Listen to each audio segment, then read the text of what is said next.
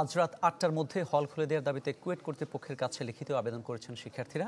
এখন তারা অবস্থান নিয়েছেন প্রশাসনিক ভবনের সামনে। এ বিষয়ে আরও খবর জানাবো, সরাসরি যোগ দিচ্ছেন সহকর্মী মামুন রেজা।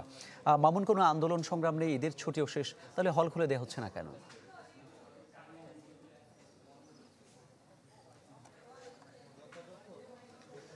মামুন, খুলনা প্রকৌশল ও প্রযুক্তি বিশ্ববিদ্যালয়ে গত 18 ফেব্রুয়ারি ছাত্রদলের নেতাকর্মীদের সঙ্গে শিক্ষার্থীদের সংঘর্ষ হয়েছিল এবং এতে শতাধিক আহত হয়েছিলেন।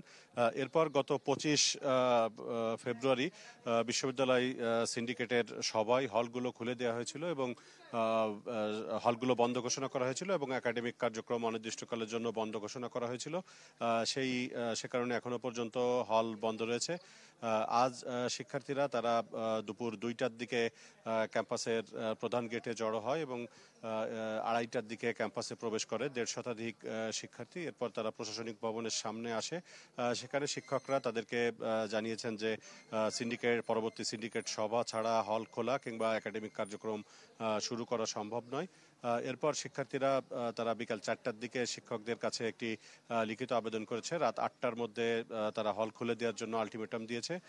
শিক্ষকরা গণমাধ্যম কর্মীদের সঙ্গে কথা বলেছেন। তারা বলছেন যে সিন্ডিকেট সভা ছাড়া এটি কোনোভাবেই তাদের পক্ষে খোলা সম্ভব নয়। বিষয়টি তারা এরই মধ্যে উপাচার্যকে জানিয়েছেন।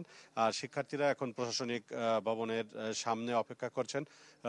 শুরুতে দুপুর 2টা 2:30টার দিকে তখন 150 শতাধিক শিক্ষার্থী ক্যাম্পাসে প্রবেশ করেছিল, তবে এখন 30-40 জনের মতো শিক্ষার্থী তারা প্রশাসনিক ভবনের সামনে অপেক্ষা করছেন এবং তাদের দাবি পূরণ না হলে রাত 8টার দিকে তারা পরবর্তী কর্মসূচি গ্রহণ করবেন বলে শিক্ষার্থীরা জানিয়েছেন।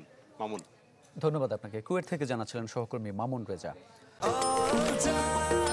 নিশ্চিন্তে খান স্বাস্থ্যকর অল টাইম পান, অল টাইম হেলদি লাইফ।